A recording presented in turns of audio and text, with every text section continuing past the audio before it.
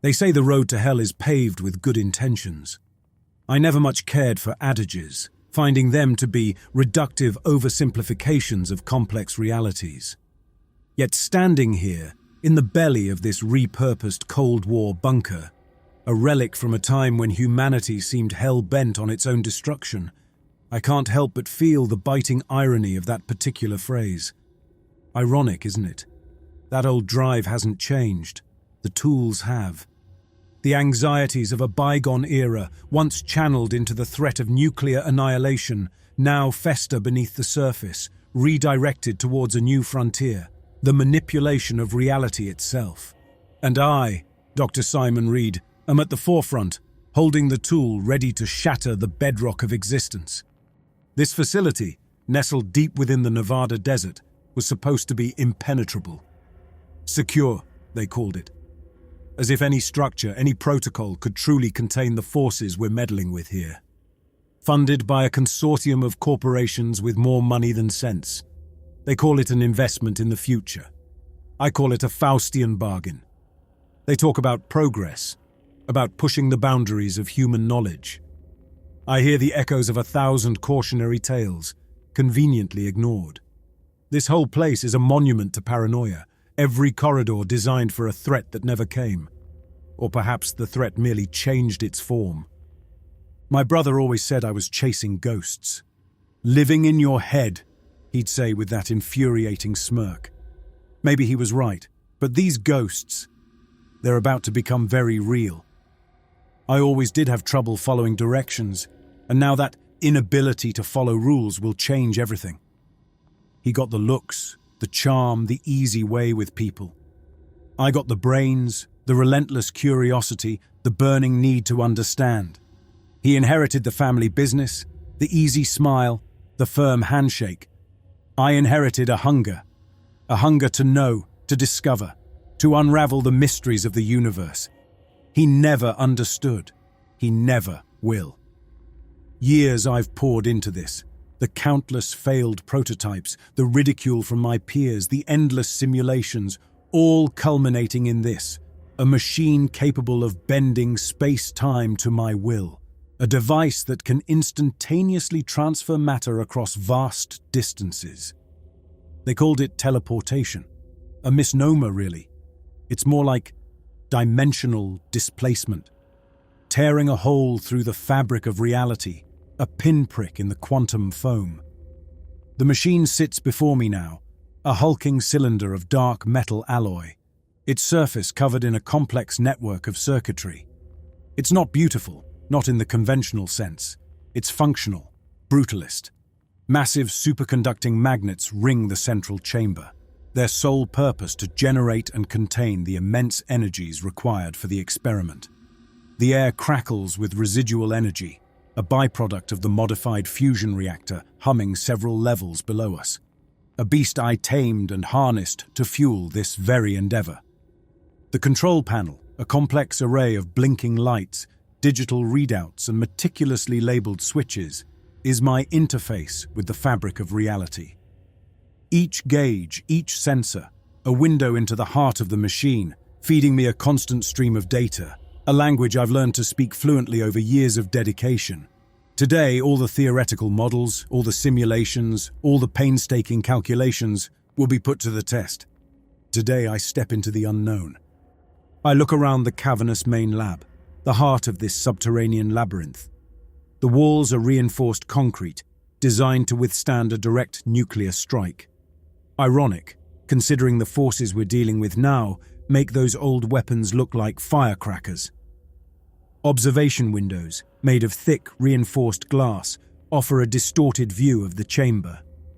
Cables and conduits snake across the floor and ceiling, connecting the various components of the machine to the central control panel.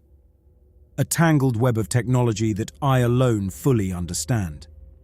The geothermal cooling system, a network of pipes carrying coolant from deep within the earth, keeps the immense heat generated by the reactor in check, a necessary precaution to prevent a catastrophic meltdown. Layers of rock and dirt, hundreds of feet thick, separate us from the world above, a physical barrier that provides a false sense of security. I take a deep breath and step into the cylindrical chamber, the heart of my creation. The interior is lined with a network of glowing panels that shift and change color as the machine powers up, a mesmerizing display of raw energy. I secure the chamber door, a heavy slab of reinforced steel, a tingling sensation, like every nerve ending firing at once. Then, nothing. Silence. I did it. I actually did it. A wave of exhilaration washes over me, quickly followed by a sense of profound unease. It was too easy, too clean. The equations, the simulations, they all predicted a far more turbulent transfer. This was like stepping through a doorway. Then I hear a distinct knock coming from within the chamber I just exited. A sharp, metallic rap, like knuckles on steel. I freeze, every muscle in my body locking up. That's impossible. The chamber is empty. I was just in there. My heart hammers against my ribs, a frantic, uneven drumbeat against the sudden silence. It takes a moment to even register the sound, my mind struggling to reconcile the simple, undeniable fact of the knock with the stark reality of the empty chamber. My hand, seemingly with a will of its own, reaches for the emergency override, a large red button on the control panel. A cold dread, a primal fear I haven't felt since childhood, washes over me. But beneath it, that insatiable curiosity claws its way to the surface. What was that? Some kind of delayed pressure release. A component shifting after the transfer. But it sounded so deliberate. I approach the chamber cautiously, my steps hesitant. My eyes dart between the observation window and the control panel, desperately searching for any anomaly, any clue. I check the sensors, then recheck them, my eyes fixated on the digital readouts. I run diagnostics. Nothing. The machine is operating within normal parameters. No fluctuations, no errors, nothing out of the ordinary. A malfunction. Some kind of acoustic echo. But from what? And that didn't sound like an echo. It was too sharp, too focused. The temporal synchronization was perfect. The energy readings were stable. There has to be a logical explanation. My hand, slick with sweat, reaches for the manual release on the chamber door. It feels heavier than it should, as if some unseen force is resisting me. I tell myself it's just my imagination, just the adrenaline, but a knot of unease tightens in my stomach. This is wrong. This is all wrong. Taking a deep breath, I pull the lever. The chamber door opens, revealing the interior, bathed in the soft glow of the internal light panels. My breath catches in my throat. A figure, huddled on the floor, slowly lifts its head. In the dim light, I can just make out a lab coat, streaked with grime, hair matted with sweat. And then, as the figure turns its face towards me, eyes wide and filled with a terror so profound, so raw, that it chills me to the bone. I see it. My own face, staring back at me. It's a face I know intimately. A face I see in the mirror every morning, but twisted, contorted, into a mask of pure, unadulterated horror. It's like looking into a funhouse mirror, a distorted reflection that reveals the darkest, most hidden corners of my own soul. His eyes, wide with a terror I recognize, a terror that is reflected, amplified in my own. It's a visceral, primal fear. The kind that claws at your insides and leaves you breathless. I stumble back, a choked gasp escaping my lips, my mind struggling to comprehend what I'm seeing, what it could possibly mean. This isn't possible. It can't be. No, you can't let them in, he muttered, his voice a ragged, breathless whisper. His words tumbled over each other, a frantic litany of fear barely held in check. Shut it down, shut it all down, you have to... You don't know. You don't know what you've done. What's coming? He babbled incessantly, a broken record of terror, his body racked with tremors. His lab coat was ripped and stained, a dark fluid clinging to the fabric around gaping wound on his left shoulder. His left eye was swollen shut, the bruised flesh around it a palette of purples and yellows, but his right eye darted around wildly, unfocused, as if seeing things that weren't there. It was an unsettling gaze, a window into a mind teetering on the brink of madness, reflecting horrors unseen by anyone else in the room. He clawed at his lab coat, at the name tag that read, Dr. Simon Reed, almost as if he didn't recognize it. "Who are you? What's happening? Where did you come from?" I question him, my voice trembling slightly. He just keeps repeating the same phrases over and over, a broken record of fear and desperation. Duplicates? Clones? No. The energy signature is wrong. It's not a copy. It's like a reflection from a different what? A different reality. The thought, as outlandish as it sounds, takes root in my mind, a seed of an idea that blossoms into a terrifying hypothesis. This isn't teleportation, it's a doorway. I've opened a doorway to somewhere. The machine activates again. I whirl around, my eyes glued to the observation window. Another figure stumbles out of the chamber, disoriented and clutching his head. This one is also me, but different. His lab coat is torn, stained with what looks like dried blood. He has a metal plate in his head.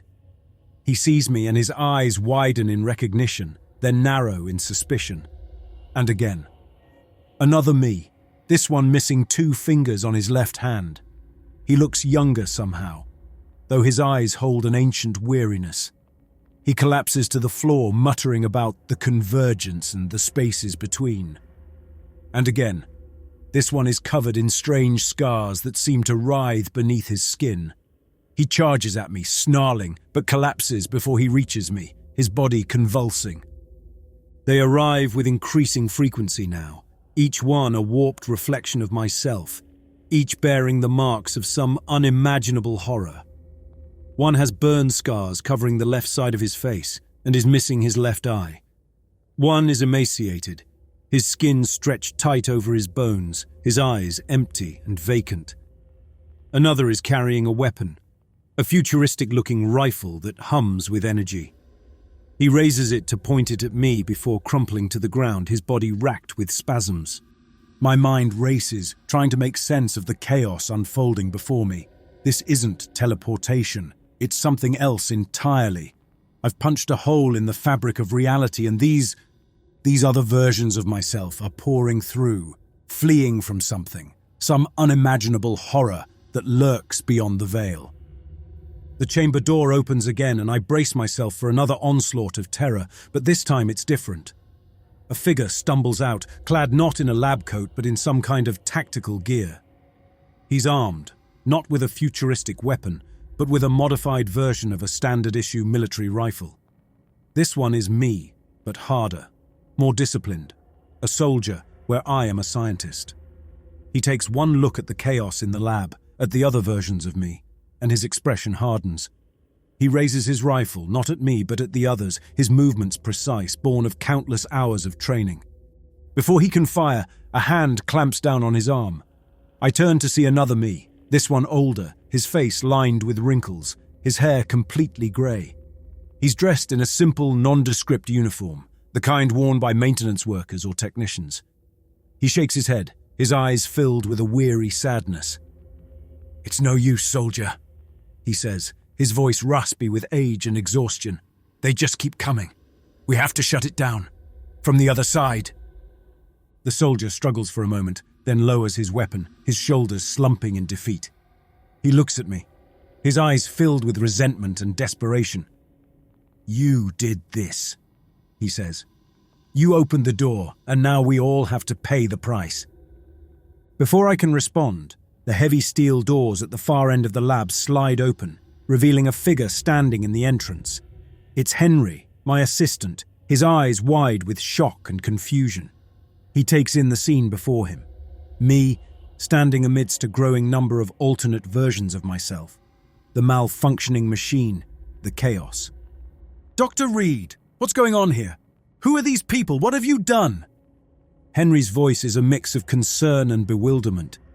He's younger than me, barely 30, with a mop of unruly brown hair and an earnest expression that always made me feel a strange mix of fondness and irritation.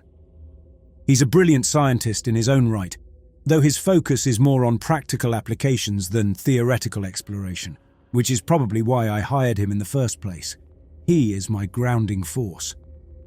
They're me, I finally managed to say. Different versions of me. From other realities. Henry stares at me for a long moment, his brow furrowed in confusion.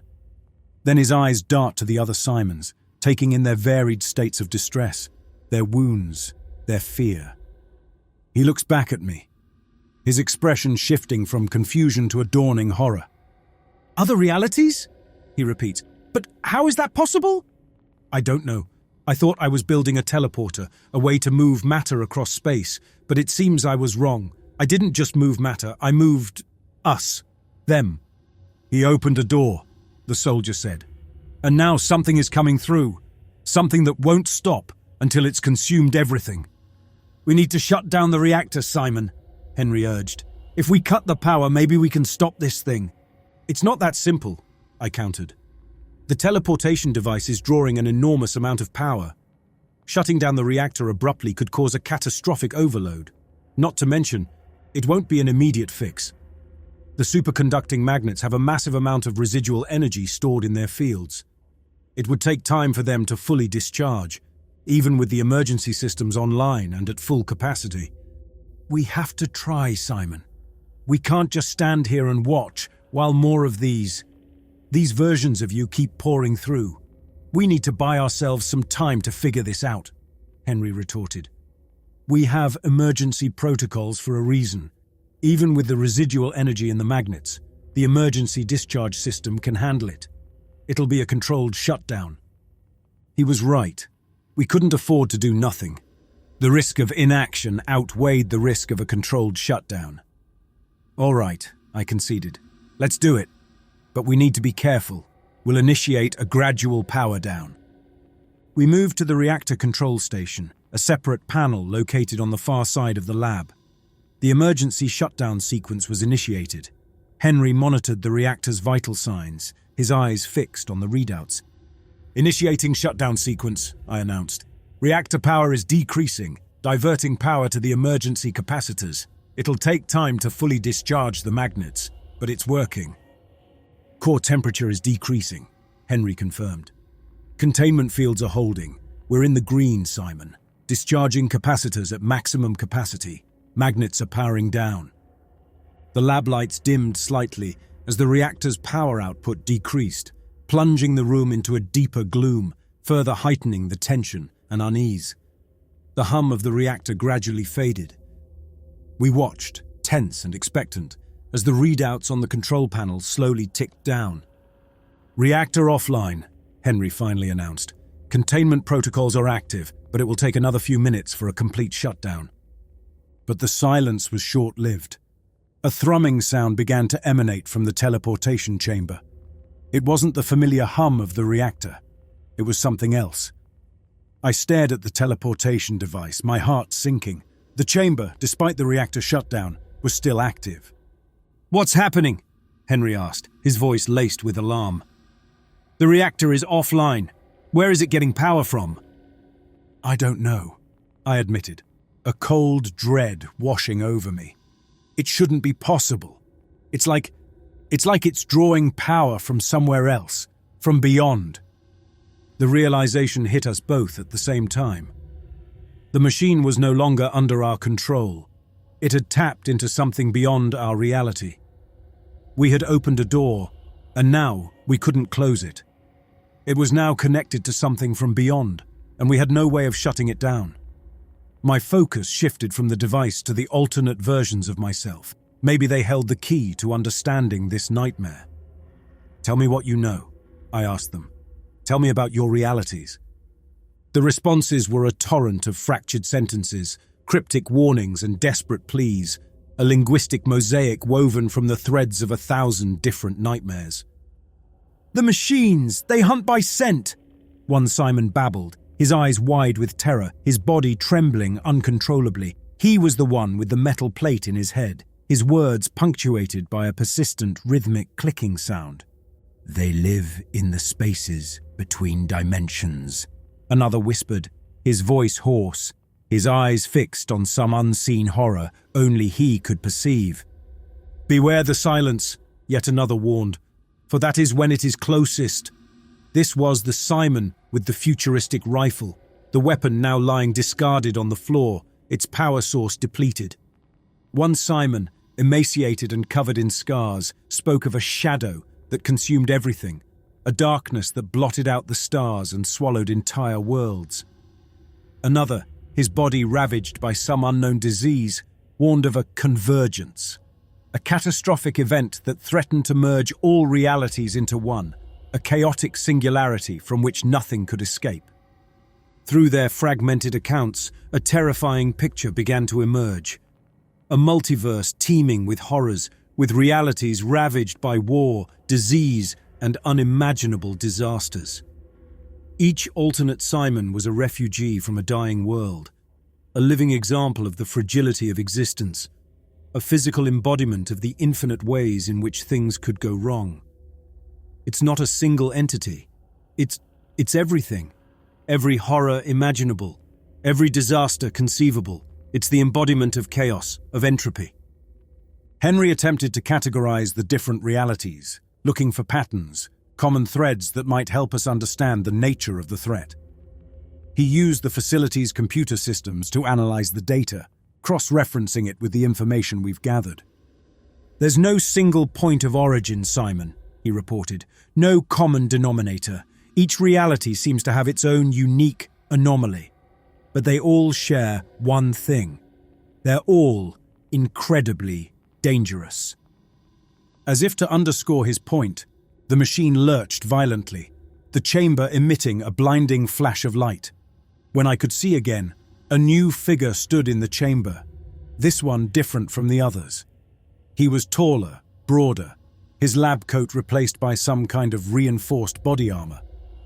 He held in his hand a weapon unlike anything I had ever seen, a heavy gauntlet that covered his forearm, studded with an array of emitters and lenses, a retractable blade extending from the wrist. This new Simon didn't cower, didn't plead. He simply stood there, his one eye scanning the room, assessing the situation. He was a predator, a survivor, and he was clearly in control. "Where am I?" he asked, his voice amplified by some kind of internal communication system within his armor. The voice was deep, resonant, and utterly devoid of fear. "You're in a secure facility," I replied. "You're safe here." "Safe?" The armored Simon chuckled. "There is no safe. Not anymore. Not since the unraveling began." "The unraveling?" I asked, the term sending a fresh wave of chills. "The breakdown of the barriers between realities," he explained, as if he were simply stating a well-known fact. "It started slowly with small anomalies, whispers in the dark. Then the rifts began to appear. Now they're everywhere, and they're coming for us all." His words confirmed my worst fears. The machine hadn't just opened a door. It had triggered a chain reaction, a cascading failure of the fabric of reality. We were not just dealing with a few refugees from other dimensions. We were facing an existential threat, a multiversal crisis of unimaginable proportions. The machine's rhythmic cycle faltered, the change as jarring as a skipped heartbeat. The control panel, usually a predictable sequence of data, spat out a cascade of unfamiliar symbols. We had established a grim routine with each arrival, but this felt different. This was a deviation, a new variable introduced into a terrifying equation. It was an anomaly. Instead of the expected human silhouette, the chamber held a formless mass. Light bent unnaturally around it, creating an unsettling absence of reflection. Its surface lacked consistent texture, shifting between gelatinous smoothness and a rapidly forming, interlocking scaled surface that glinted with iridescence. It extended from the chamber not with limbs, but through the expansion of its own mass. It moved, not with a terrestrial gait, but by redistributing its mass, flowing across the floor like a thick fluid conforming to an uneven surface. This movement didn't just lack sound. It seemed to dampen ambient noise, creating a localized zone of quiet around it. The effect was subtly disorienting. Armored Simon acted. His gauntlet activated, emitting a barely perceptible vibration. The air shimmered not with heat, but with a rapid, localized change in air pressure that was not a visible change. The creature's movement changed instantly. Its smooth flow became erratic, its form rippling as if struck by a series of internal tremors. The rapid shifts in its surface texture ceased. The entity was no longer advancing. The unseen force from the gauntlet was having a direct effect. The entity was visibly losing integrity. It was breaking down at a fundamental level. It dissipated, not into a dramatic cloud, but by gradually losing cohesion, its mass evaporating, leaving no residue, only a slight distortion in the air where it had been, like ripples on the surface of water after a stone has been dropped. Armored Simon lowered his gauntlet. His face was calm, but his breathing was slightly elevated, the only outward sign of exertion. "Scout," he said, his voice clipped. "We need to shut it down." He pointed towards the chamber, to the portal. "Before they send something we can't stop." The creature's disintegration served as a stark turning point. The silence it left behind was a vacuum, and into that void rushed a torrent of implications, each more terrifying than the last. "It's a one-way connection," I murmured. "The machine is pulling them through, but it's not sending anything back. It's like a one-way valve." I began pacing. "That's why the power draw is so immense. It's not just the transfer, it's maintaining the connection, holding the door open against the pressure of an infinite number of realities. We need to sever that connection," the soldier stated. "But how?" Henry asked. "We've already shut down the reactor. It should be impossible for it to operate." "It's drawing power from the other side," the older Simon, the technician, explained. "From the realities it's linked to. It's become a conduit, a self-sustaining loop. An idea, a last-ditch effort began to form in my mind, a way to use the machine's own mechanics against it. "The gauntlet," I said, turning to the armored Simon. "It disrupts energy fields, interferes with fundamental forces. If we can saturate the chamber with the same energy signature, we might be able to destabilize the connection, forcing it to collapse." He studied me for a long moment, then nodded, a silent acknowledgement of the plan's grim necessity. We gathered around the control panel. The technician, with his intimate knowledge of the facility's infrastructure, began rerouting auxiliary power conduits, bypassing the deactivated reactor and connecting them directly to the chamber's energy regulation system. Henry worked alongside him, modifying the system protocols to accommodate the unorthodox power source. The soldier stood guard, his weapon at the ready, a silent sentinel against the encroaching darkness. The other Simons watched us with hope and despair, their presence a haunting reminder of the stakes. "We need to calibrate the gauntlet," I said, turning to the armored Simon. "We need to match its energy output to the chamber's specific frequency. If we get it wrong, we could destabilize the entire system, trigger a catastrophic implosion." He extended his arm, the gauntlet humming to life. I connected a diagnostic cable from the control panel to the gauntlet, linking the two systems. Data streamed across the monitor, a complex interplay of energy signatures, quantum fluctuations, and temporal distortions. It was like trying to decipher an alien language, a language written in the fabric of reality. The armored Simon began adjusting the gauntlet's settings, guided by the data displayed on the monitor. The air crackled with energy, the tension in the room thick enough to choke on. It was a high-stakes balancing act performed on the edge of an abyss. The chamber began shaking, the thrumming sound intensifying. A new wave of distortions rippled across the control panel, the data streams growing increasingly erratic. The connection fought back, resisting our attempts to sever it. The armored Simon took a deep breath, then activated the gauntlet. A beam of energy, visible only as a distortion in the air, shot forth, striking the heart of the chamber. The effect was immediate and catastrophic. The chamber convulsed, the metal groaning under immense strain. The lights died, plunging the lab into near darkness, illuminated only by the glow of the chamber and the emergency lights that flickered on along the walls. The other Simons cried out in unison, their voices a chorus of pain and terror as the unstable energies surged around them, their forms flickering, becoming increasingly indistinct, like images projected onto a malfunctioning screen. "It's working!"